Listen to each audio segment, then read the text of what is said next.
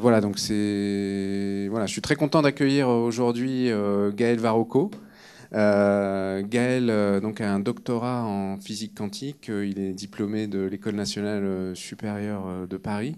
Il est chercheur à l'INRIA et à Neurospin, hein, je crois. Et il travaille en particulier sur l'analyse, ou on va dire le développement d'outils statistiques permettant l'analyse d'images liées ou l'interprétation des images cérébrales, hein, donc l'étude du cerveau.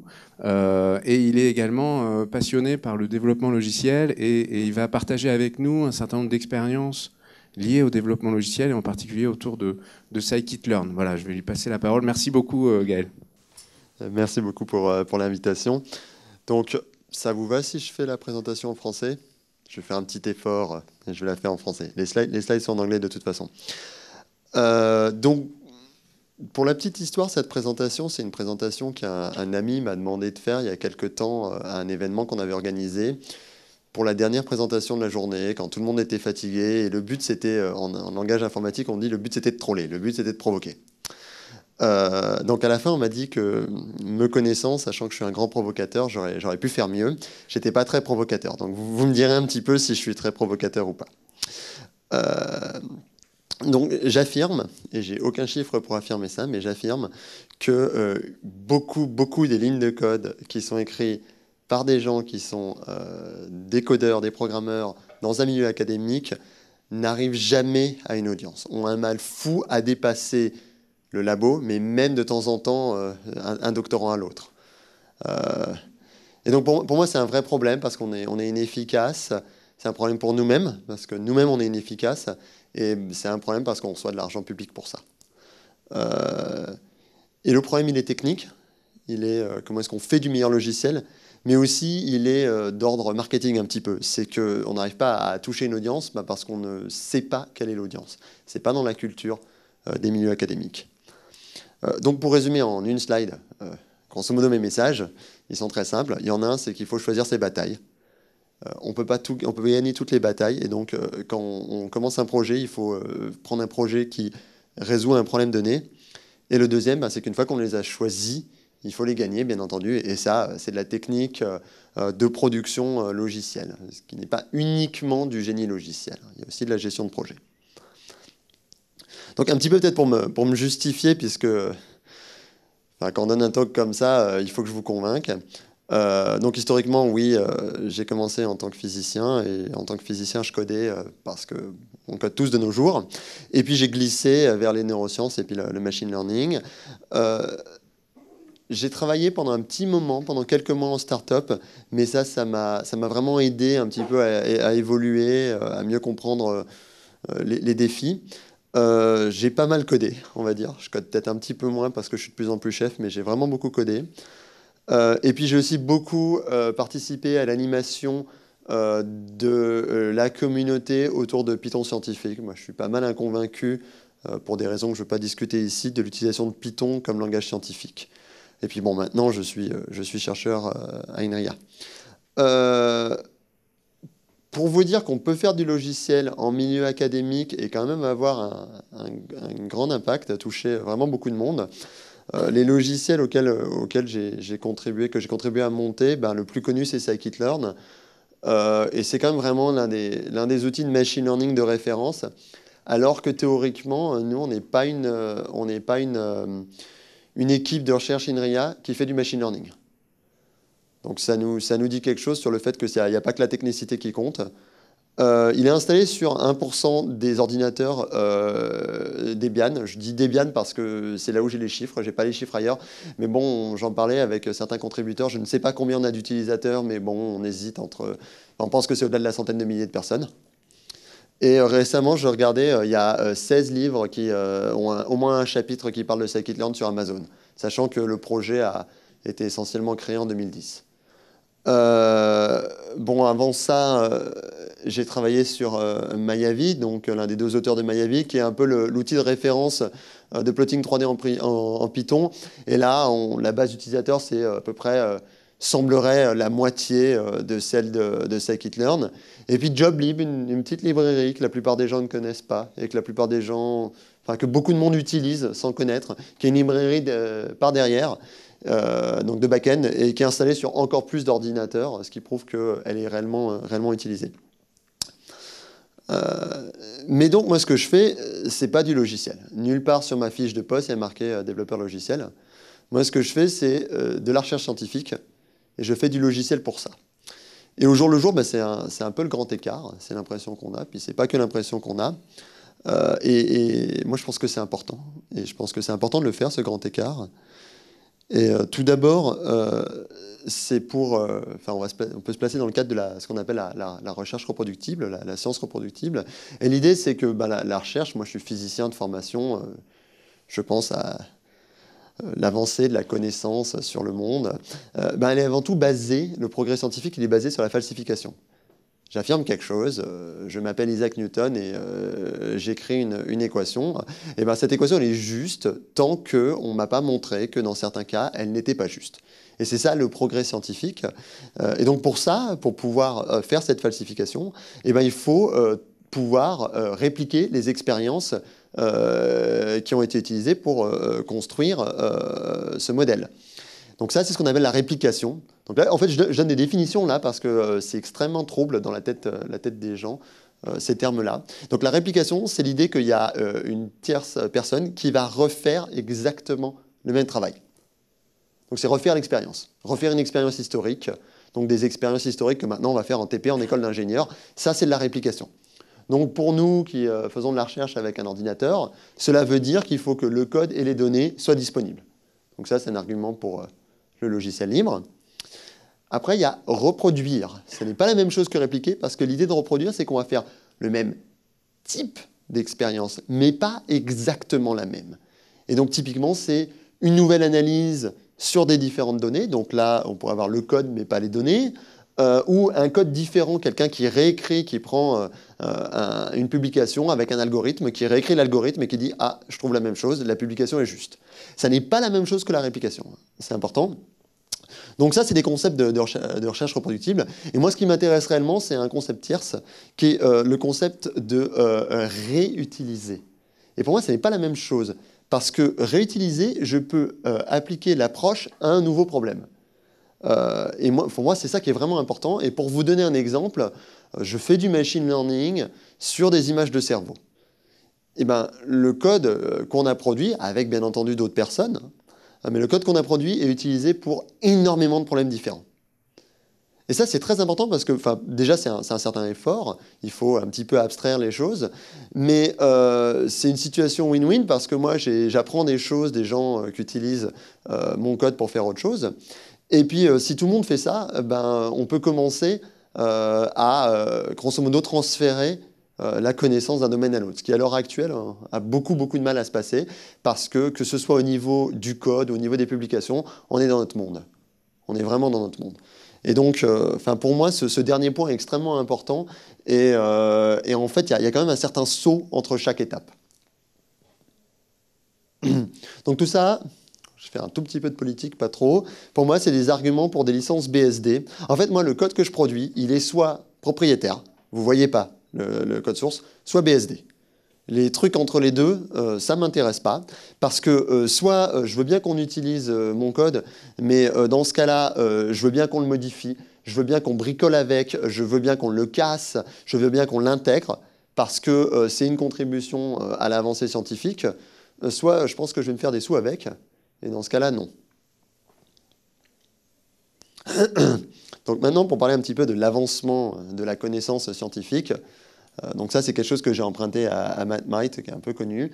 C'est imaginer que la connaissance, en fait, est représentée par un cercle. Et à l'école, on apprend un peu de choses. On connaît un petit peu de cette connaissance. Puis bon... On va au lycée, ça nous amène un peu plus loin, et puis on commence à spécialiser. En licence, on commence à avoir une spécialisation, on commence à connaître mieux un domaine de la connaissance humaine que le reste. Et puis on pousse ça en master, et puis après on commence à lire des papiers de recherche, et là on arrive à la frontière. Au-delà, c'est l'inconnu. Alors là, on se concentre, parce qu'on fait de la recherche. Et donc, pendant quelques années, on fait de la recherche, on creuse, on creuse, on creuse, et un jour, paf, on fait une découverte. Alors là, c'est vraiment fantastique, et puis on peut soutenir sa thèse, on peut publier un papier, et donc, on a fait du progrès. Et donc pour nous, c'est ça, le monde, c'est notre progrès. Mais il ne faut pas oublier qu'en fait, c'est ça, le monde. Bon, ça, je l'ai entièrement volé de Matt Might. En fait, pour moi, ça, c'est une vision assez optimiste du problème. Pour moi, ça ressemble plus à ça, le problème. C'est vraiment, et pour avoir fait peut-être un peu le voyage personnel, et puis je pourrais rajouter les neurosciences là-dedans, c'est vraiment l'impression que j'en ai. C'est-à-dire que on connaît des choses dans différentes disciplines, de temps en temps c'est les mêmes choses qu'on connaît presque, mais par contre, se parler et puis être à l'interface, c'est pas facile, on va dire. Mais bon, moi je suis optimiste, et je me dis, si on veut contribuer à l'avancement de la société, l'avancement des connaissances, et bien là, en fait, c'est un endroit fantastique pour être, parce qu'on peut avoir un impact fantastique. Et c'est un petit peu ce que je fais, et c'est vrai qu'on s'amuse pas mal. Après, il y a des problèmes sociologiques, de l'évaluation de la recherche, etc., qui font que c'est plus facile d'être évalué quand on est là que quand on est là. Donc je veux être là. Et j'aimerais pousser en fait en avant la notion en anglais, on dira computational science translationnelle. Donc la computational science, c'est l'utilisation d'informatique pour résoudre des problèmes qui ne sont pas des problèmes d'informatique. Donc typiquement, des problèmes de géophysique, des problèmes de biologie, etc. Je pense que vous connaissez ça très bien. La recherche translationnelle, en médecine, c'est l'idée qu'on va prendre de la recherche de type labo et puis l'amener dans un hôpital, l'amener directement là où c'est important. Et en médecine, la recherche translationnelle, c'est quelque chose d'important. C'est comment est-ce qu'on passe d'une preuve de concept à un vrai problème. Et moi, ce que je voudrais, c'est qu'on fasse ça avec la recherche computationnelle. C'est que je pense que nous tous ici, on est experts de certaines choses. On est expert de, je ne sais pas, calcul d'éléments finis sur grille, apprentissage statistique, etc. Et si, par exemple, moi qui suis expert d'apprentissage statistique, je veux apprendre comment se déforme une aile d'avion, par exemple, et ben, je vais peut-être devoir utiliser votre code d'éléments finis. Il y a 9 chances sur 10 pour que je sois beaucoup trop bête pour l'utiliser. Et ça, c'est un peu bête parce que vous allez peut-être avoir du mal à utiliser mon code d'apprentissage statistique. Et on est au sein de l'informatique, on a de nouveau un silo entre nous deux. Alors peut-être qu'on va prendre un thésard, un doctorant qui va se spécialiser, qui va connaître les deux. Et puis après, cette personne va être unique ou va y en avoir très très peu. Et puis de nouveau, on va bloquer. Donc je pense que c'est très très important de faire l'effort d'aller au-delà, l'effort de pédagogie, l'effort de se parler et de faire du logiciel qui permettent non pas d'être uniquement le meilleur logiciel de calcul d'éléments finis ou le meilleur logiciel d'apprentissage statistique, mais un logiciel qui est utilisé par quelqu'un d'autre qui n'est pas expert. Après, d'un point de vue pragmatique, faut choisir un problème. Et quelques conseils que je vous donnerai, parce que tout ne marche pas, c'est de prendre un problème qui... je vous dirais quasiment prendre un problème qui est facile. Quand on fait de la recherche, de dire prendre un problème qui est facile, c'est vraiment... on ne va pas faire ça. Nous, on est des chercheurs, on va prendre que des problèmes difficiles. Mais en tout cas, prendre un problème vers lequel il y a une route d'avancement qui est facile. Il y a une demande. Et pour moi, c'est très important parce que si vous prenez un problème où il n'y a pas de demande, donc vous allez probablement arriver à publier, mais vous allez quand même vous essouffler. Alors que si vous prenez un problème où il y a énormément de demandes, les portes vont s'ouvrir toutes seules et les gens vont contribuer, vont vous aider. Et c'est même pire que ça, c'est que si vous prenez un problème où il n'y a pas de demande, ce n'est pas forcément viable. Et donc souvent, ce qu'on dit, c'est qu'il faut que ce soit un problème où il y a une traction plutôt que vous qui poussiez. En plus, c'est plus agréable d'être tiré en avant que poussé. Donc je vous dirais qu'on a envie d'avoir un impact. En tout cas, moi j'ai envie d'avoir un impact personnellement. Et je pense qu'en fait, cette image, c'est pas du tout la bonne. Avoir un impact, c'est pas en donnant un grand coup, mais c'est plus un effet de domino. Donc c'est un impact qui se multiplie.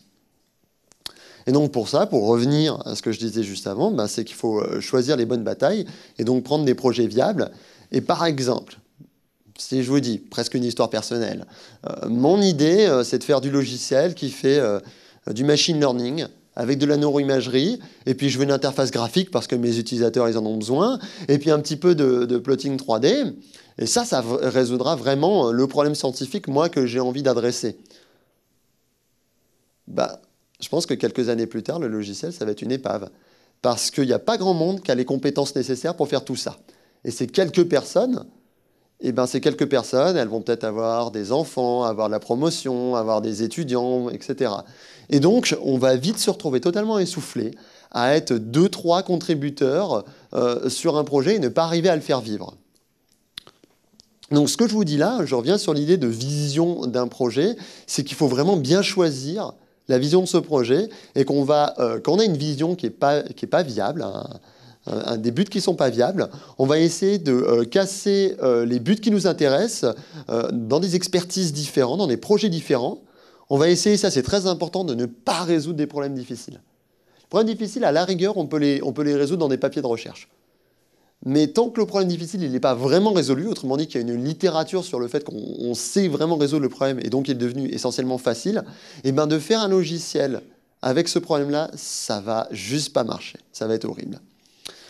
Quelque chose qui est très important, c'est de connaître le paysage logiciel. Connaître sa concurrence, parce qu'après tout, on a une concurrence. Et si on a beaucoup de concurrence et qu'elle est très très bien, peut-être qu'il ne faut pas lancer le projet, peut-être qu'il faut juste utiliser le logiciel existant. Ça, quand même, je retrouve assez régulièrement des gens qui se lancent dans des projets sans connaître la concurrence. Ce qui ne veut pas dire que s'il y a une concurrence, il ne faut pas faire un projet. Il faut juste être pas naïf sur les qualités et les défauts du projet. Et je redis ça, mais ne pas cibler des marchés dans lesquels il n'y aura pas de contributeurs. Et là, c'est un peu un échec, je vais dire, mais moi, au cours des années, j'ai appris à ne pas faire d'interface graphique. Parce qu'une interface graphique, c'est quelque chose qui baisse totalement la difficulté d'utilisation. Et donc, on se retrouve avec des milliers de développeurs, enfin d'utilisateurs, qui n'ont jamais écrit une ligne de code de leur vie et qui nous disent « moi, je veux ça, moi, je veux ça, moi, je veux ça ». Donc moi, ça, je ne sais pas répondre à ce problème en tant que chercheur. Il faut peut-être que je crée une start-up pour répondre à ce problème, mais moi, chercheur, je ne sais pas répondre. Et donc, un truc qui est extrêmement important, mais ça, c'est pour tous les projets, je pense, c'est qu'il faut une vision. C'est-à-dire, en anglais, on dit un elevator pitch, c'est-à-dire que si vous êtes coincé avec, quand on fait une start-up, on dit un investisseur important. Ici, on va dire, c'est quelqu'un qui dirige l'ANR, les sources de financement, et qui peut vous avoir un projet à 1 million d'euros. Donc, vous êtes coincé avec lui dans un ascenseur, et puis vous allez du premier étage au 7e étage de l'ANR. Vous avez quoi? Vous avez 30 secondes, et il vous demande, ben alors, vous travaillez sur quoi? C'est quoi votre projet? Et bien, en 30 secondes, il faut que vous arriviez à le convaincre. Et si vous n'arrivez pas à faire ça, il faut retravailler dessus parce que ça va vous aider à vraiment avoir une vision, et cette vision, elle est très importante. Pour prendre un autre exemple un petit peu peut-être plus réaliste, c'est quelqu'un qui arrive sur votre page, la page web de votre projet parce qu'il a suivi un lien. Il faut que, mais 30 secondes, ça c'est réaliste, il faut qu'en 30 secondes, il sache quel est le problème que le projet résout. Si ça n'est pas le cas, vous allez perdre énormément de monde. C'est vraiment important. Et ensuite, après, ça aide beaucoup le développement du projet parce qu'il y a plein de choix à faire dans un développement de projet. Et pour les choix, on se ramène à cette vision. C'est quoi le problème qu'on cherche à résoudre?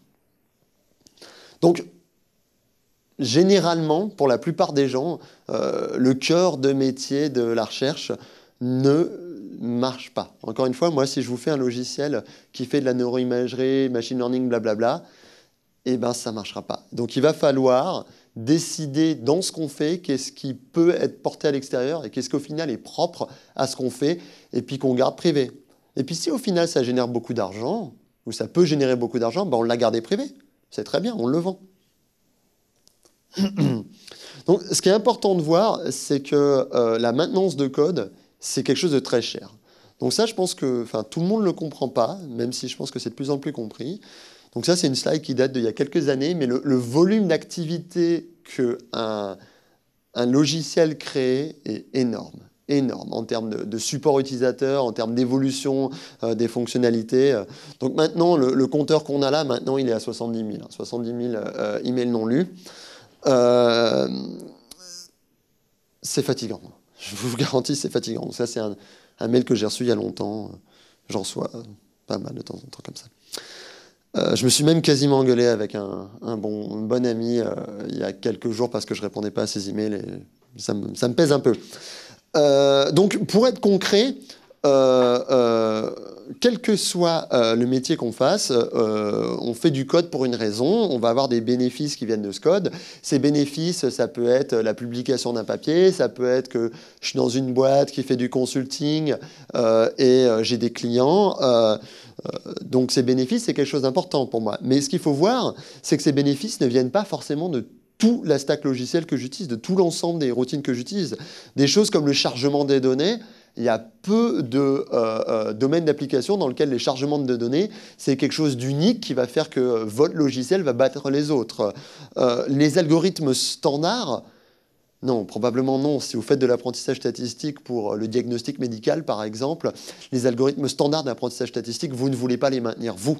Vous voulez qu'ils soient maintenus par beaucoup de monde. Et donc l'idée, c'est qu'on va partager tout ce code qui est commun, qui ne nous apporte pas de bénéfices. Et ça, je l'ai un peu appris en start-up. Dans la start-up dans laquelle j'étais, on séparait vraiment le code qui nous apportait des bénéfices, donc du code par exemple un petit peu spécifique à la géophysique, qu'on allait pouvoir utiliser pour faire des solutions de recherche de pétrole, à du code qui ne nous apportait pas de bénéfices, comme un algorithme d'optimisation qui allait me minimiser une fonctionnelle. Donc ça, c'est quelque chose de standard. Et l'algorithme d'optimisation, on voulait absolument qu'il soit libre. Le code spécial géophysique, il rapportait des sous. Donc c'est vraiment très très important. Et je ne sais pas s'il y a des gens, oui, peut-être des gens de la valorisation ici, mais je pense que c'est très important de faire ce travail avec la valorisation, d'identifier ce qui peut rapporter des choses et ce qui peut ne pas rapporter des choses. Je crois que c'est en train de changer, mais la vieille culture de la valorisation, c'est de tout protéger par défaut. Et ça, au final, ça fait qu'on se noie, vraiment. Et que, résultat, on n'arrive plus à maintenir le code vraiment important qui nous ramène des sous. Alors, si on arrive à faire ça, si on arrive à bien partager le code, si on arrive à créer une communauté, l'impact peut être assez impressionnant. Donc, scikit-learn, ce n'est pas exactement le premier logiciel que j'ai fait. J'en ai fait quelques-uns avant, ils n'ont pas tous marché. Il y a peut-être des raisons derrière, mais celui-là, il a marché. Et résultat, on a eu en fait une croissance absolument démentielle. Moi, je n'arrive pas à suivre ce qui se passe dans scikit-learn de nos jours. Et ça, c'est parce qu'on a une équipe qui est mal définie, puisque c'est des gens qui sont partout dans le monde et qui nous envoient du code. Mais on a une équipe qui est gigantesque. Donc plusieurs centaines de personnes qui vont et qui viennent, hein, bien sûr.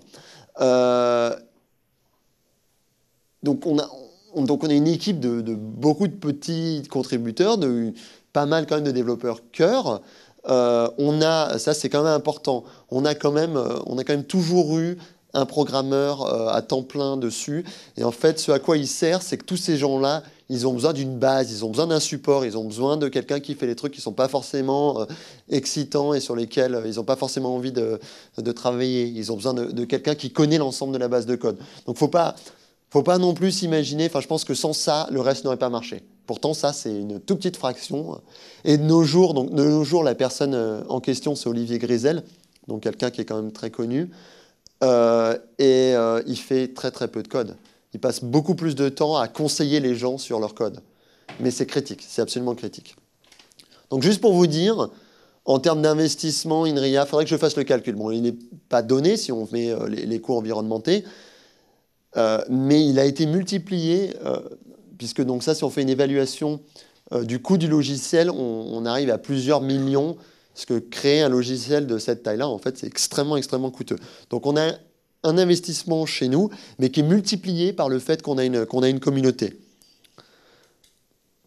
Et un exemple de choses, donc ça c'était l'année dernière, j'ai outsourcé tellement de choses que je peux même outsourcer mes slides. Vous voyez, ça c'est sur Twitter, c'est Gilles Loup, un des contributeurs cœur du projet, qui nous a fait ce fantastique diagramme, qui montre donc sur plusieurs algorithmes de scikit-learn, qui sont des random forest.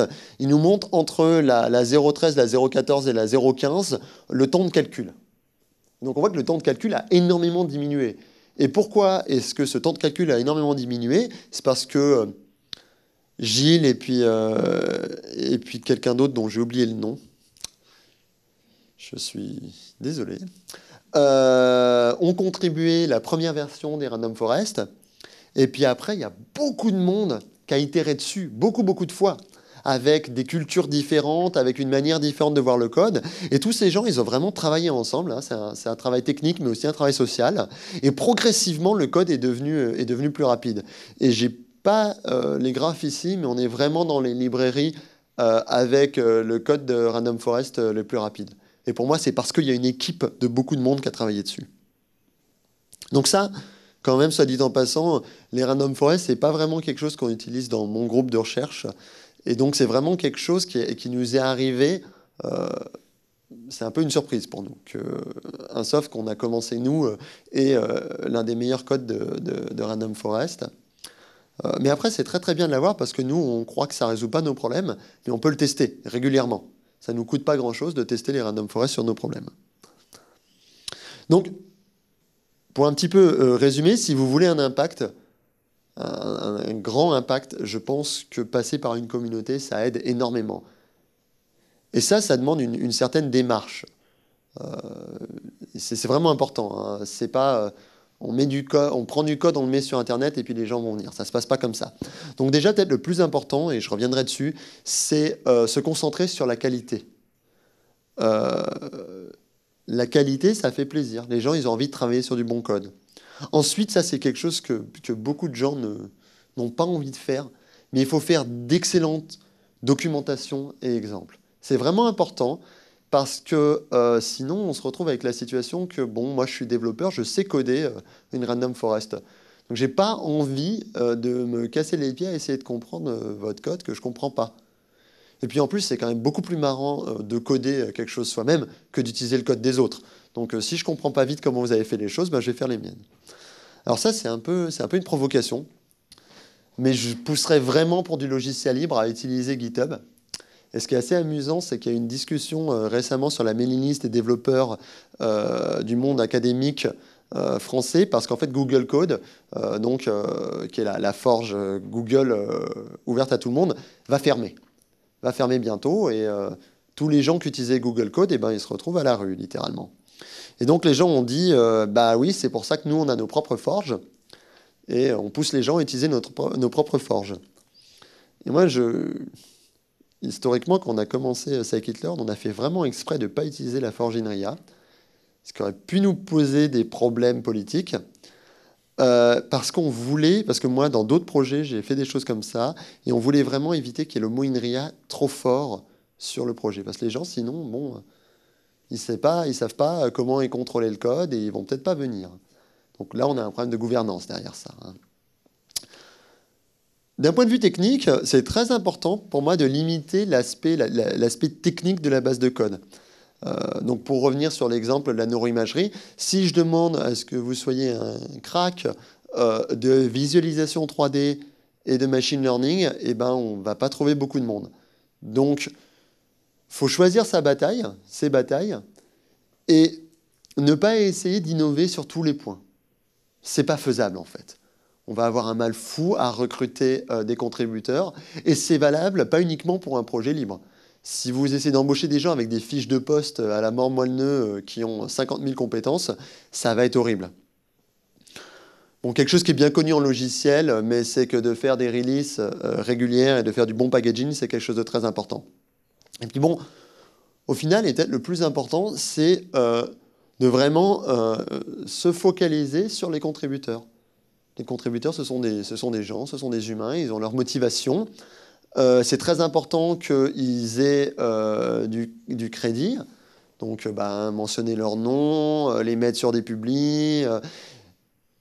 C'est plus que ça va leur faire plaisir que c'est directement utile pour leur carrière. Ça l'est peut-être, mais plus important que la carrière, c'est l'aspect reconnaissance. La reconnaissance, c'est quelque chose de très important. Et puis au final, quand même, il y a l'aspect gouvernance. Si quelqu'un travaille beaucoup à un projet, il faut qu'il sache que naturellement, il aura le droit de faire des décisions. Et moi, je me souviens, la première fois que j'ai dit à l'équipe de développement Scikit-learn, on n'était pas d'accord sur une décision technique. Et je trouvais vraiment qu'ils avaient tort. Après, je me suis dit, bon, s'ils sont tous pas d'accord avec moi, peut-être que c'est moi qui me trompe. Et je pense, pour moi, j'ai un peu grandi quand j'ai fait ça, on va dire. Et récemment, il y a quelqu'un qui a tweeté, qui a dit, on sait que un projet est vraiment libre quand on est surpris par son propre projet. Et je pense que c'est vraiment ça. Alors c'est un peu effrayant. Et d'un point de vue institutionnel, je connais beaucoup d'institutions qui n'arrivent pas à accepter qu'ils vont payer des gens qui vont travailler sur un projet dont ils n'ont pas entièrement la gouvernance. C'est un peu effrayant. Et donc vraiment, ce problème de gouvernance, il crée aussi de la réimplémentation, mais il faut voir le coût que ça a au final. Hein.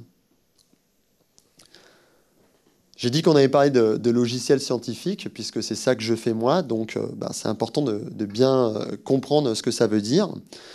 Et pour moi, le workflow, la manière de travailler en science, en tout cas ce que je fais moi, donc, c'est vraiment basé d'abord sur de l'interaction, pour développer une compréhension, développer une intuition.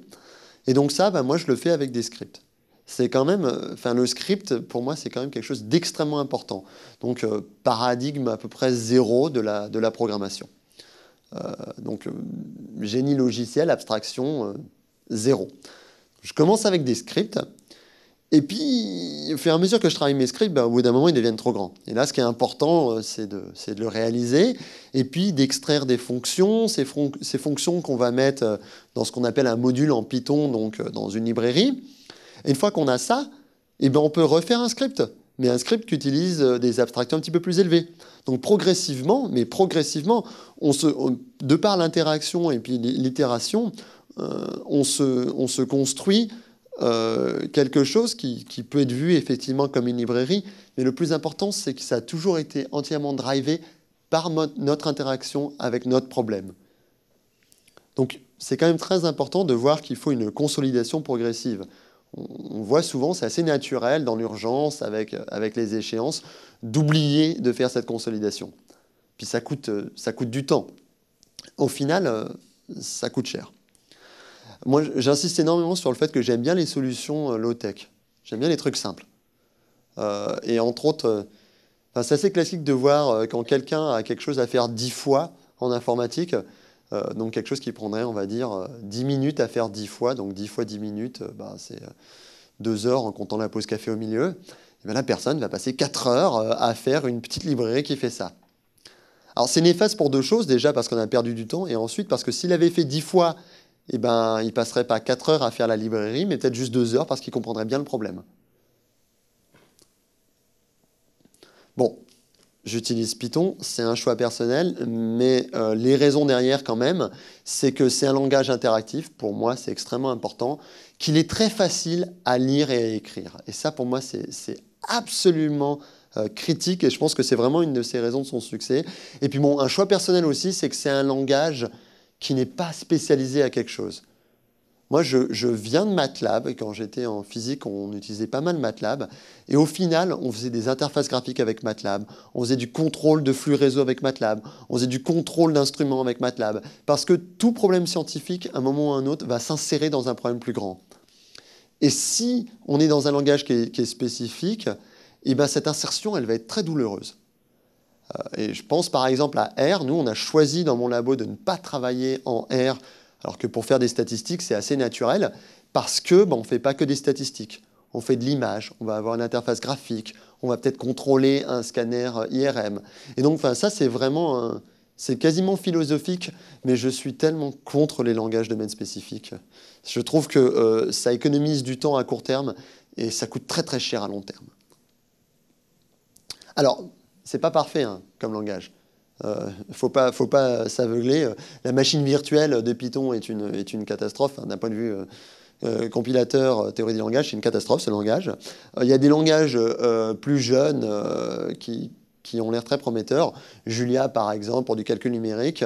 Moi Julia me fait peur parce qu'on est exactement en train de recréer cette situation pour moi. Donc Julia me fait plaisir parce que c'est vraiment une maturation de la compréhension de ce que c'est qu'un langage et un compilateur. Mais je pense qu'il faut que cette maturation, elle reparte vers un langage plus général que Julia. Bon, la base de tout ce que je fais, si vous connaissez un peu Python, c'est des tableaux NumPy. Un tableau NumPy, en gros, c'est une abstraction sur un float étoile ou un float étoile-étoile. C'est une abstraction qui est très peu riche. Donc ça a été beaucoup critiqué. Moi, je me souviens d'une première review qu'on a eue sur un premier article qu'on a écrit sur Scikit-learn qui disait On ne peut pas faire de machine learning avec des outils, des objets aussi simples que des tableaux NumPy. Il faut des objets plus élaborés qui sont capables de capturer la structure du problème. Il y a du vrai là-dedans. Seulement, la seule chose qui va être universelle entre deux librairies ou deux applications, ce sont des abstractions extrêmement simples. Tout le reste, ça va être domaine spécifique. Donc, tout mon stack logiciel, que ce soit pour faire de l'apprentissage statistique, du traitement d'images, de l'optimisation, est basé sur des tableaux NumPy. Donc pour moi, de toute façon, l'avancement dans ce que je fais, c'est vraiment brancher plusieurs choses ensemble, brancher plusieurs librairies ensemble. Et c'est ça qui me donne la puissance, parce que les gens qui travaillent sur Scikit-Image me facilitent la vie au jour le jour, et j'espère que je facilite la leur. Pour parler un petit peu de design logiciel, une fois qu'on a compris comment est-ce qu'on travaillait, donc quand on fait une librairie ou même un logiciel pour la science, il y a cette notion qu'il faut que ce soit scriptable, qu'on puisse écrire des scripts avec, ce qui, quand on est architecte logiciel, est un peu une insulte. Mais on peut quand même prendre des choses de l'architecture logicielle. Si on développe une application, je vous pousserai à avoir en tête le modèle MVC, Model View Controller, que vous connaissez peut-être. Donc l'idée, c'est qu'on a un modèle, et pour nous, ce modèle, ça va être le cœur numérique ou le cœur de processing de data. On a une vue, et ça va être un petit peu ce qui sort du modèle. Donc des fichiers ou des graphes. C'est très important, parce que je suis passé par là, de faire que cette vue, elle puisse marcher sans utilisation graphique. Si on met une interface graphique très très vite, si on ne fait pas attention, on va la coupler avec le cœur numérique. Et donc on a fait ça, hein. Moi j'ai déjà fait ça bien sûr. Et puis après, bon, on se retrouve à faire des trucs horribles sur les clusters, absolument horribles. Et puis bon, le contrôleur, c'est ce qui spécifie la simulation, l'analyse de données, etc. Donc pourquoi c'est important de séparer les trois choses ? En fait, je me suis rendu compte que donc, dans mon labo, on a des deadlines, et puis on travaille très vite, et puis on fait un petit code d'analyse de données, et puis donc, il fait tourner une petite analyse de données simple, et puis après, il sort un graphe. Et puis, on itère là-dessus. Le code devient de plus en plus compliqué, et puis surtout, il devient de plus en plus long. Et puis, au moment de rédiger l'article, on voudrait changer la couleur, changer la légende, etc. Sauf que le code qui génère le graphe, eh ben, il était dans le même fichier, dans le même script et entièrement couplé au code qui faisait le calcul. Et puis le calcul, ben, il prend 3 jours à tourner. Alors 3 jours pour changer une couleur, ça coûte cher quand même, hein. Donc si on avait correctement découplé le modèle de la vue, autrement dit, on avait persisté tout simplement dans des fichiers entre les deux et fait en sorte qu'il y ait une étanchéité. Et moi, mon étanchéité, là, ça va être 2 scripts différents. C'est aussi simple que ça. Et ben on peut régénérer le graphe sans refaire tourner le calcul. Et je n'avais pas tout de suite réalisé que c'était une instance du MVC, ça, hein. Je l'ai réalisé que très récemment. Mais ça nous dit que les idées du génie logiciel et de l'architecture logicielle ne sont tout de même pas à oublier. Et puis bon, on peut faire des trucs plus compliqués qu'on a fait par exemple dans Mayavi, où l'idée que les dialogues étaient générés automatiquement à partir des objets. Alors quand on fait ça, on a des paradigmes de programmation qui se déroulent, et puis on a été capable de faire des choses comme ce qu'on appelle de la programmation réactive, donc sans vraiment écrire de l'interface graphique, on disait juste tel paramètre du modèle est couplé avec telle visualisation, et puis paf, ça se mettait à jour. Donc tout ça, ça devient absolument fantastique. Quelque chose d'important quand même, c'est que dans tout ce qu'on fait, si on va faire un logiciel, moi je suis pour qu'on puisse toujours tourner sans avoir la boucle d'événements principale, le main. Donc les logiciels qui ne marchent pas comme ça, moi, ils me donnent beaucoup de mal. Et au final, quand on a vraiment respecté un petit peu ces grands principes, et dans Mayavi, on les a respectés de façon extrêmement formelle, et ben un jour, on s'est assis avec Prabhu Ramachandran, donc l'autre auteur de Mayavi, et puis on s'est rendu compte qu'on pouvait, en insérant très très peu de code, avoir un suivi de tout ce qui se passait dans le logiciel, et donc faire en sorte que quand on cliquait sur les dialogues, ça génère des lignes de code automatiquement, parce qu'on avait une réflectivité entre du code et les objets qui définissaient le modèle. Alors quand on a fait ça, les utilisateurs, ils ont adoré. Et on revient sur l'idée que on avait une application graphique, mais elle pouvait faire du script. Et ça, c'était extrêmement important. Je suis en train d'épuiser mon temps, donc je vais accélérer un peu. Je vous ai déjà dit, la qualité, c'est très important.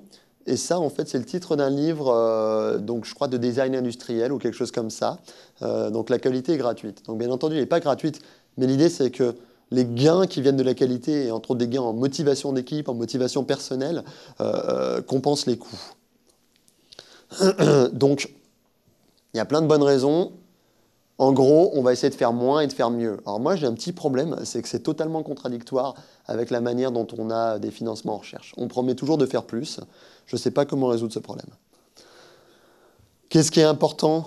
La documentation, c'est vraiment important. Et c'est important pour deux raisons. C'est important parce que les utilisateurs, ils aiment ça, mais c'est aussi important parce que vous, ça vous force en fait à prendre du recul sur votre logiciel. Et moi, je refais mes logiciels. En fait, moi, pour faire un logiciel, là, en ce moment, on est en train de travailler sur un logiciel de neuroimagerie, et ben, je vais faire des cours avec. Et tous les 2 mois, je fais un cours à une audience différente, et puis je reviens avec plein de notes sur ce qu'il faut changer. Mais ce que les gens ne comprenaient pas, j'ai 2 solutions. Soit leur dire que ce sont des abrutis, soit le rendre plus simple. Ça marche mieux de le rendre plus simple. Donc ça me permet d'améliorer mes API. C'est critique. Autre chose pour la qualité qui est différent, qui n'est pas au niveau du design, c'est d'avoir du bon code numérique. Et la manière dont on a trouvé qu'on pouvait énormément améliorer la qualité du code, c'est de faire des tests. Donc des tests au sens test unitaire. Et donc nous, on fait du code statistique. Et le code statistique, il est souvent vrai en espérance. Donc en moyenne, quoi. On avait beaucoup de mal à le tester. Ça nous a pris des années à apprendre à le tester, mais maintenant on sait le tester. On sait, ça veut dire regarder qu'une énergie décroît toujours, etc. Et en fait, ça nous a tellement amélioré la qualité de notre code, et c'est vraiment dur de passer d'un code tel qu'on va le trouver dans Numerical Recipes, par exemple, à un code qui marche sur toutes les plateformes avec toutes les entrées, etc. Mais ça, c'est bénéfique pour nous, parce que quand je donne du code de scikit-learn à un doctorant, je sais qu'il marche. Et si le doctorant revient me voir, c'est probablement qu'il s'est trompé. Quand je lui donne du code que j'ai écrit moi pour une deadline d'article, pas toujours. Bon, il faut être productif, et vite fait, la raison pourquoi je trouve que c'est très très bien d'être productif, c'est que ça nous force à faire des choix. Parce qu'on ne va pas toujours pouvoir tout faire. Ça nous force à faire des cycles courts. Donc moi, je ne suis pas, il y a peut-être des gens de Renault ici, ben moi je ne suis pas Renault, je ne construis pas des voitures, je n'ai pas l'équipe nécessaire. Par contre, ce que je peux faire, c'est de façon itérative commencer par des projets simples, et si le projet simple a du succès, l'améliorer au fur et à mesure. C'est comme ça qu'on a fait pour scikit-learn, et ça nous a mené là. Quelque chose qui est très important et que les gens ne réalisent pas forcément, c'est que le coût de la complexité. Donc ça, c'est un papier que je vous conseille de lire. C'est vieux, hein, c'est une expérience de psychologie, quoi, mais de psychologie sur, je crois, des gens qui faisaient la programmation. On augmente un tout petit peu le cahier des charges, mais un tout petit peu, et on garde la difficulté de le mettre en œuvre. Et bien, ça augmente beaucoup, beaucoup plus vite. Donc ça vous dit quelque chose, ça vous dit qu'il faut faire des choix. Ça vous dit que vous ne pourrez pas répondre à tout. Et donc, il y a une règle qu'on appelle souvent la règle des 80-20, c'est que 80% des cas d'utilisation peuvent être résolus avec 20% de lignes de code. Bon, il va falloir faire des choix. Et ça, c'est très, très dur. Hein. Ça vous demande de connaître vos utilisateurs. Bon, et puis moi, je me bats contre la programmation objet pour le plaisir. Mais bon, c'est personnel, on va dire. Génie logiciel, je pense que vous connaissez peut-être. Le développement logiciel, c'est un procédé industriel. C'est un vrai procédé industriel qui tâche, je dirais. Et en recherche, de temps en temps, on ne le réalise pas. Et donc, c'est important de l'adopter. Et on dit, mais moi, j'ai travaillé comme ça. Moi, je fais de la recherche depuis 40 ans et j'ai toujours fait mon petit fichier de 2000 lignes Fortran, et puis ça marchait. Ça ne monte pas à l'échelle. C'est surtout ça qui est important de voir.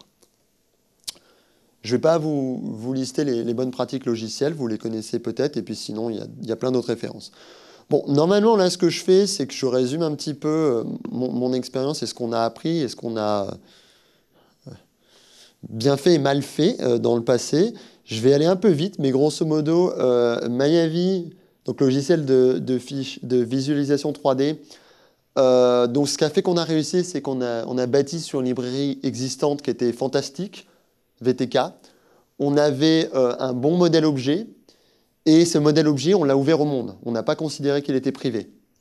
Ce qui a fait qu'on a eu nos limites, parce que ces limites, on les sent vraiment beaucoup, c'est qu'on a bâti sur VTK, qui est une librairie affreusement compliquée et que très peu de monde dans le monde comprend, ce qui fait qu'on a essentiellement pas de développeurs, on est presque les deux initiaux. Notre base de code, donc c'est Prabhu Ramachandran qui l'a construit. D'un point de vue architecture logicielle, elle est splendide, hein. Il comprend parfaitement ces choses-là. Il les maîtrise extrêmement bien. Sauf que le résultat, c'est que c'est du design orienté objet extrêmement compliqué et que ça demande pas mal d'être un développeur professionnel pour la comprendre. Bon, donc ça a limité énormément le nombre de contributeurs. Et puis bon, je vous le disais, mais les interfaces graphiques, en fait, ça tue les développeurs. Joblib, en fait, Joblib, c'est une librairie qui est extrêmement simple, qui a très très peu de lignes de code. Alors extrêmement simple, c'est une fausse simplicité, il y a quelques subtilités dedans. Mais Joblib, il n'y a essentiellement pas de documentation. C'est pas vrai, mais ça doit être une page.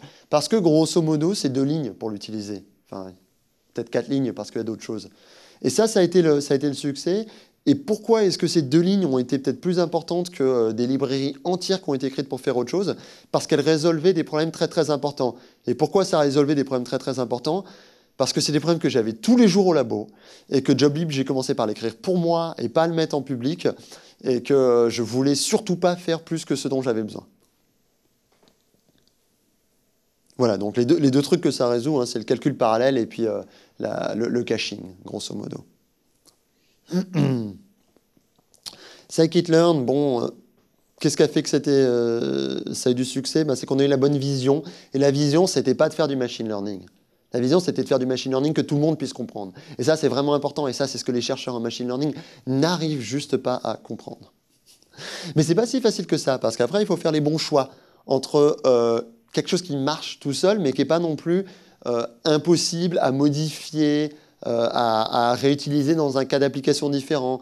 Et moi, j'aime bien dire, c'est un peu la différence entre Apple et Linux. Linux, traditionnellement, on peut tout changer, mais par contre, on ne comprend rien en boîte de dialogue. Alors, j'utilise Linux, hein, personnellement. Mais bon, qui sait qu'il y a une grosse part de marché, c'est Apple. Quelque chose qui est très important, c'est qu'il y a plein de problèmes non résolus en machine learning. Et les utilisateurs veulent toujours qu'on les résolve pour eux. Il y a des librairies qui essaient de le faire. Nous, on leur dit non. Ils ne sont pas contents, mais les librairies qui essaient de le faire, elles s'écroulent. Bon, du niveau design API, on retrouve des choses que je vous ai dit, mais qui sont beaucoup cachées. Contrairement à Mayavi, c'est avec très très peu de sophistication. On a extrêmement peu de sophistication dans Scikit-learn et c'est vraiment quelque chose que je pense est important. Bon, et bien entendu, la communauté, hein, c'est extrêmement important. Alors, quand même, nos limites, hein, parce que c'est important de parler des limites, c'est qu'on est sacrément essoufflé parce qu'au fur et à mesure, on a fini par avoir une expertise sur du code numérique, d'apprentissage statistique qui n'est pas si répandu que ça, et notre code est devenu quand même assez subtil. Du point de vue numérique, on a refusé qu'il devienne subtil du point de vue design, mais du point de vue numérique, il est devenu assez subtil. Et puis, le volume d'activité sur Scikit-learn est absolument tuant. Entre autres, en termes de personnes qui veulent contribuer du code. On est noyé sous les gens qui veulent contribuer du code. Donc, pour résumer, puisque j'ai pas mal parlé, donc, quels sont, à mon avis, les facteurs de succès en milieu académique? De bien choisir son projet, de bien choisir qu'est-ce qu'on va chercher à pérenniser, et puis qu'est-ce qu'on va dire, bon bah voilà quoi, le doctorant, il va soutenir, ou moi-même, doctorant, je vais soutenir, et puis ça va mourir. Donc ça fait toujours mal hein, en tant que personne qui a travaillé sur une base de code pendant 3 ans, et où on se dit elle a une valeur scientifique, de se dire elle n'a pas de viabilité, et une fois que la thèse est finie, elle part, mais d'un autre côté, c'est pas toujours possible. Et surtout si elle essaie de résoudre des problèmes très durs. Tant qu'on n'a pas pris du recul et que ces problèmes sont entièrement compris, on ne peut pas sortir la base de code. La communauté, je crois que j'ai bien insisté, mais la communauté, c'est critique. Donc une communauté d'utilisateurs, le marketing, c'est une bonne chose. Ça vous aide entre autres à définir votre projet. Une communauté de développeurs. Il faut que les développeurs soient heureux dans votre projet. Et finalement, la chose un petit peu évidente, il faut faire du bon logiciel. Et ça veut dire bien maîtriser le génie logiciel, sans le surfaire, en restant dans des choses simples. Donc les tests, le contrôle de version. En gros, c'est vraiment ça. Et puis, vraiment se focaliser sur l'utilisabilité. Et ça, on ne s'en rend pas compte, mais ça fait même que la personne que vous allez embaucher pour travailler sur le projet, elle va arriver à l'utiliser, elle va arriver à travailler dessus. Parce que si on ne se focalise pas là-dessus, comme nous, on connaît forcément notre projet, on ne se rend pas compte qu'il est totalement inaccessible aux autres. Sur ce, merci.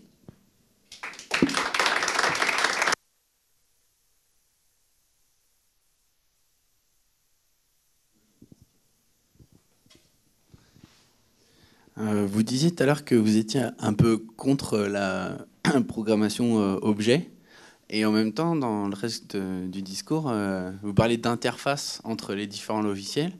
Du coup, je suppose qu'il y a quand même un juste milieu entre faire en sorte d'insérer un minimum d'abstraction pour que ça soit facilement réutilisable, puisque c'est le propos de la démonstration. Donc, comment vous faites votre choix, du coup, à partir de quoi vous dites, OK, là, ça devient, enfin, l'abstraction est trop forte, là, je m'embrouille, je suis plus focus sur l'objectif du projet. Alors oui, c'est un très bon choix et puis une très bonne question. Et puis bien entendu, c'est tout dans le compromis. De toute façon, tout est toujours dans le compromis. Hein. Donc je suis contre l'objet qui est non nécessaire. Et pour prendre un exemple dans lequel... C'est une réponse de Normand, mais mine de rien, c'est ça. Donc pour prendre un exemple dans lequel je pense que l'objet est absolument indispensable, c'est l'interface graphique. On ne va pas faire l'interface graphique sans objet, ça ne marchera pas. Scikit-learn, on a commencé en disant on va faire que des procédures. L'apprentissage statistique, ça prend des données, ça ressort des données. Bon, de nos jours, Scikit-learn, l'interface qu'on met en avant, c'est une interface objet. Donc on a... sauf que derrière cette interface objet, tous les algorithmes classiques, ils sont implémentés sous forme d'une procédure, d'une fonction. Donc une fonction, quand je dis une fonction, moi j'aime bien que ce soit une vraie fonction sans effet de bord. Hein. Entrée et sortie. Et puis après, on l'expose dans un objet. Alors déjà, comment est-ce qu'on fait en pratique? Moi, je commence toujours avec le truc le plus simple. Et puis quand je vois qu'il s'essouffle, je passe au truc d'au-dessus. Toujours. C'est comme ça. C'est plus facile de construire que de déconstruire. Et ensuite, comme il y a une bonne règle, hein, c'est que quelque chose qui a un état, si on ne peut pas parler du problème sans parler d'un état, ça, c'est un objet. Quelque chose qui est une application... Enfin, une application d'une transformation, quelque chose qui a des entrées et des sorties, ça c'est une fonction. Maintenant, si on fait un abstract factory, là je pense qu'on fait trop de... En Python, en tout cas, une factory, c'est une fonction qui retourne quelque chose. Merci pour la présentation. J'ai une question. Je suis d'accord Agile, c'est plus adapté pour le projet de recherche scientifique. Mais je suis aussi complètement d'accord pour la qualité. On doit bien écrire la documentation, on fait des bons exemples. Mais si on met les deux ensemble, maintenant la question, c'est ça. Pour chaque itération de Agile, on doit produire des documents, des exemples. C'est pas trop lourd, parce que tu sais, le projet recherche, souvent on a limite de ressources, de humaines. Et si on utilise beaucoup de temps pour reproduire le document et des exemples, on n'a pas perdu beaucoup de temps. Comment vous pouvez résoudre ce problème? Donc c'est une bonne remarque. Et en fait, ce qui est très important, je pense, en tant que chercheur, et pas en tant que développeur, puisqu'on est aussi des chercheurs, c'est d'adapter son niveau d'exigence et son niveau de qualité au cas donné. C'est-à-dire que le code qu'on veut mettre en public... J'ai tendance à avoir un niveau d'exigence, de qualité sur le code que je mets en public extrêmement élevé parce que j'ai mon email dans beaucoup trop de fichiers de code que j'ai écrits. Et il y avait un truc fantastique qui a été sur Twitter il y a quelques jours. Il y avait les noms des développeurs. Il y avait SQLite qui créait des fichiers temporaires qui s'appelaient SQLite quelque chose dans les installations Windows. Et comme Windows planté ou je sais pas quoi, les fichiers temporaires s'accumulaient. Et donc au bout d'un moment, les utilisateurs, ils googlaient ce que c'était qu'SQLite. Et puis, ils trouvaient les numéros de téléphone des développeurs. Et ils les appelaient en disant « Ah, j'ai un problème ». Mais c'est une vraie histoire. Hein. Et donc, maintenant, les fichiers, ils s'appellent SQLite à l'envers. Comme ça, les gens ne peuvent pas googler. Donc, quand je sors du code, j'ai une exigence de qualité gigantesque.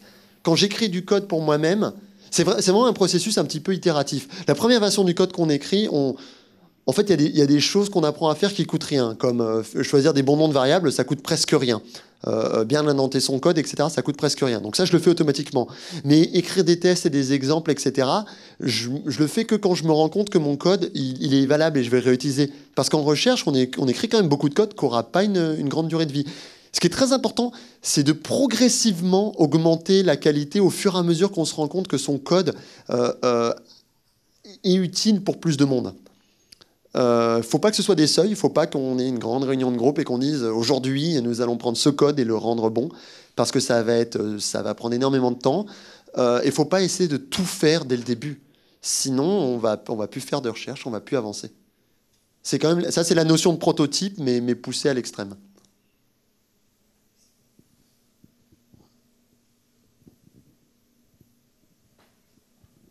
Bonjour, François Lefebvre du CEA. C'est une question donc, par rapport au titre. On a vu que c'est vers les succès des logiciels académiques. Et comment se passe la transition dans le cas d'un logiciel qu'on veut valoriser, dans le sens où vous avez nommé que vous avez toute une communauté de gens. Donc au moment où vous allez valoriser votre outil, comment ça va se passer dans cette transition avec les gens qui ont contribué à développer l'outil? Est-ce qu'ils vont continuer avec vous? Comment se passe cette transition? Alors, je vais être honnête, j'ai jamais moi-même valorisé un logiciel. En fait, c'est vraiment une question de modèle économique. De toute façon, et je pense qu'effectivement, si on a cette idée en tête, il faut vraiment réfléchir au modèle économique. Quel va être le modèle économique? Est-ce qu'on va chercher à vendre du logiciel, donc à avoir ce logiciel à installer chez des clients? Si oui, quels vont être nos clients? C'est pas la même chose d'avoir un client qui est un grand groupe ou un client qui est monsieur tout le monde. Est-ce qu'on va chercher à faire du service sur le logiciel? Est-ce qu'on va chercher donc faire du service comme par exemple avoir une plateforme web? Est-ce qu'on va chercher à faire du consulting? Et donc ça, en fonction de ça, en fait, moi ce que je vous dirais, c'est que je pense que le logiciel que vous allez envisager de valoriser, ça ne doit pas être le logiciel que vous rendez libre. Mais tout le monde ne serait pas d'accord. On a des bons exemples de gens qui valorisent du logiciel 100% libre. Donc, en fait, il y a plusieurs modèles. On peut valoriser un service par-dessus le logiciel. Donc moi, typiquement, supposons que d'un seul coup, résoudre les problèmes de neuroimagerie avec du machine learning deviennent très importants. Je peux valoriser ça, puisque c'est pas du code qui est libre. Mais par contre, la base, le machine learning, j'aurais du mal à le valoriser.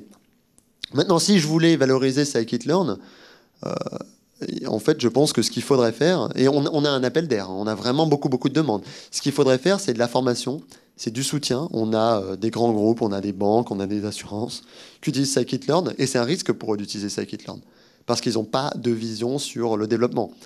Donc après, c'est vraiment une question de modèle économique. Mais il n'y a pas de contradiction entre un développement communautaire et une valorisation, à condition d'avoir un petit peu réfléchi à ce qu'impliquait cette valorisation.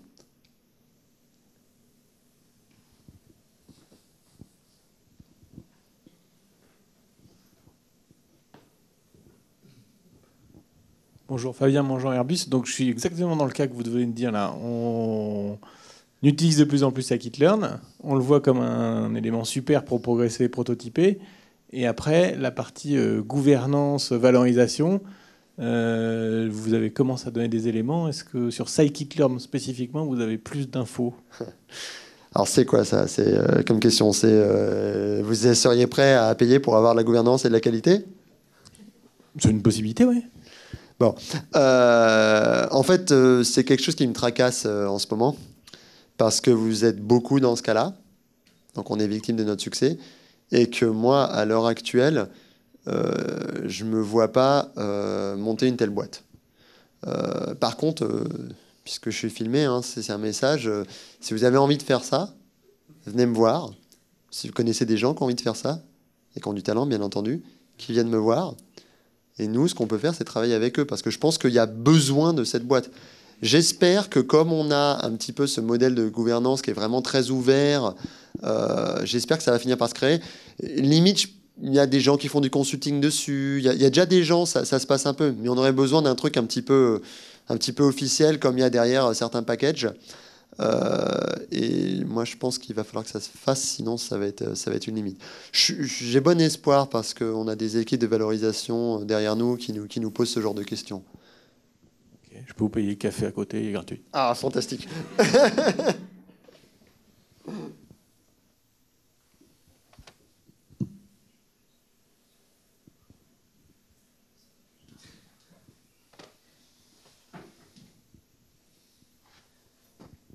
Sinon, j'ai une autre question sur les bonnes pratiques, on va dire.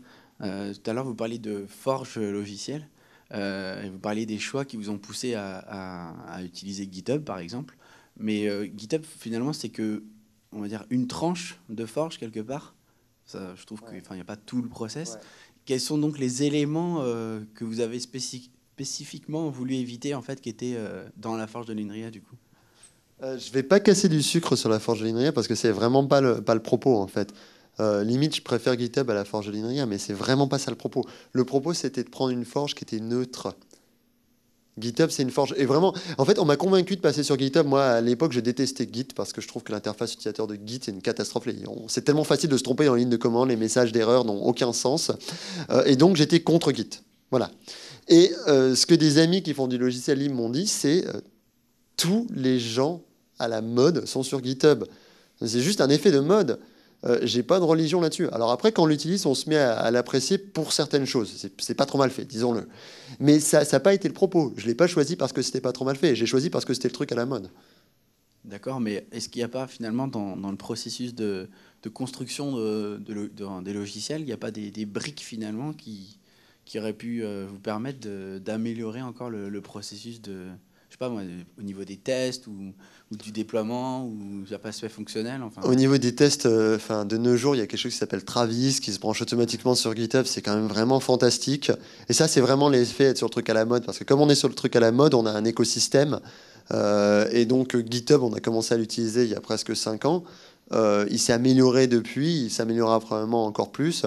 Et puis, j'ai pas de religion, hein. Moi, s'il y a quelque chose de mieux à un moment qui a autant de traction, je change.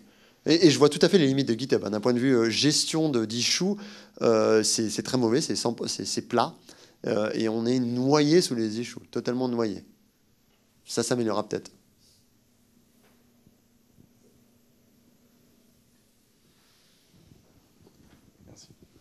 Merci pour votre présentation. J'ai une question relative à la propriété industrielle. Vous n'en parlez pas du tout. Ouais. Et en fait... qu'est-ce qu'il en est concernant ce que vous indiquez, autant la partie libre que la partie fermée, en fait? Alors, on va dire la partie fermée, elle est hors sujet, mais je veux bien en parler. La partie libre, ça va vers les choix, pour moi, de la licence BSD. C'est que du moment que les personnes ont réellement eu le droit de mettre leur code en BSD, ils n'ont pas à signer la propriété intellectuelle. Parce que si on fait du GPL... c'est quand même assez utile d'avoir l'assignement de propriété intellectuelle parce que sinon on se retrouve dans une situation que certains projets libres ont connue où le schéma de propriété intellectuelle est tellement compliqué qu'on ne peut plus faire évoluer la licence. On peut faire évoluer le projet mais pas la licence. Alors bon, pourquoi pas, hein, c'est un choix. Mais en BSD, c'est tellement libre qu'en fait on s'en fiche de ça. On n'est pas bloqué par ça. Donc du moment que, j'en parlais en fait avec nos avocats à INRIA, du moment que les gens n'ont pas fait des choses qu'ils n'avaient pas le droit de faire, on est bon.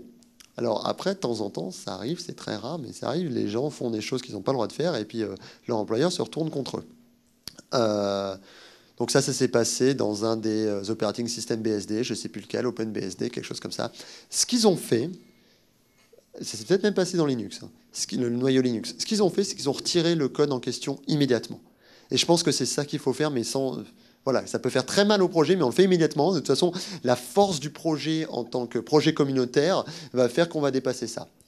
Et après, Microsoft, qui de nos jours se met à faire de plus en plus de logiciels libres, en fait, ils ont une structure d'assignement, pas forcément d'assignement de droit, mais juste de signature, comme quoi on a bien le droit de releaser ce code, qu'on n'a pas nous, parce que ça prendrait du travail, quoi. Et donc pour le code privé, le code privé c'est facile. Nous on est une équipe mixte INRIA CEA, donc selon les modalités du code privé, la propriété intellectuelle est partagée et il y a des droits de veto, etc. Ça c'est classique au final. Il y a quand même quelque chose qui est important pour rebondir sur ce que je viens de dire, c'est qu'au final, la propriété intellectuelle, quand on fait du BSD, c'est quelque chose d'hors sujet. C'est-à-dire que je peux marquer copyright INRIA dessus, ça ne change rien.